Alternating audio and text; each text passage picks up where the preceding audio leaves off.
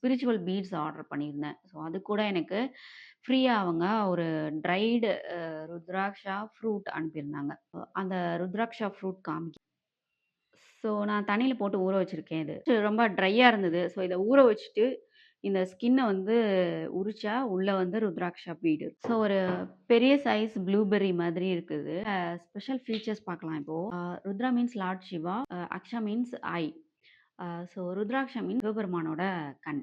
ஒரு ருத்ராக்ஷா மாரி இன்னொரு ருத்ராக்ஷா இருக்கவே இருக்காதாம். ஒரு பீடு மாதிரி இன்னொரு பீடு இருக்காது. ஒருத்தவங்களுக்கு இருக்கிற கை ரேகை மாதிரி இன்னொருத்தவங்களுக்கு இருக்காதுல்ல. ஸோ அதே மாதிரி ஒவ்வொரு பீடுமே இதுவரைக்கும் எவ்ளோ மில்லியன்ஸ், பில்லியன்ஸ் ஆஃப் பீட்ஸ் இருந்திருக்கும். Not any 2 beats will be the same. ஒவ்வொரு பீடுமே ரொம்ப யூனிக். அதுல இருக்கிற லைன்ஸ் எல்லாமே டிஃபர் ஆகும். வந்து எலக்ட்ரோ மேக்னெட்டிக் ப்ராப்பர்ட்டீஸ் இருக்கு. வேற எந்த சீடுக்குமே இந்த ஃபீச்சர் கிடையாது.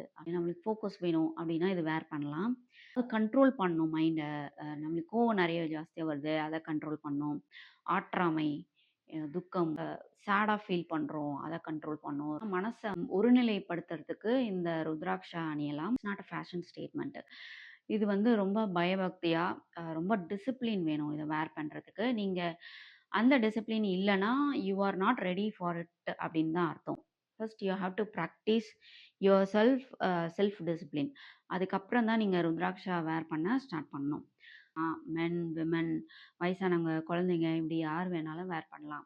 ரொம்ப ஹீட் பாடியா இருக்கிறவங்க, பர்ட்டிகுலர் இல்னஸ் இருக்கிறவங்க மட்டும் தான் வேர் பண்ணக்கூடாது. ஏன்னா அதோட பவர் வந்து ரொம்ப அதிகம். ஸோ அவங்களுக்கு சரியில்லாம இருக்கிறது இன்னும் வந்து மோசமாயிடக்கூடாது. அதுக்காக தான் இந்த ரெஸ்ட்ரிக்ஷனே தவிர மத்த எதுக்காகவும். ஒவ்வொரு தடவ வேர் பண்ணும்போதும், அத கழட்டி வைக்கும்போதும், ஓம் நம சிவாயான்ற சிவ மந்திரத்த சொல்லிட்டு பண்றது நல்லது. வேர் பண்ணக்கூடாத டைம் ஏதாவது இருக்கா அப்படின்னு. நேச்சர்ஸ் கால் கிளீனிங் ஒர்க் பண்ண போறீங்க. இல்ல your self feel you are not clean அப்படின்ற மாதிரி சிச்சுவேஷன்ல வேர் பண்ணக்கூடாது.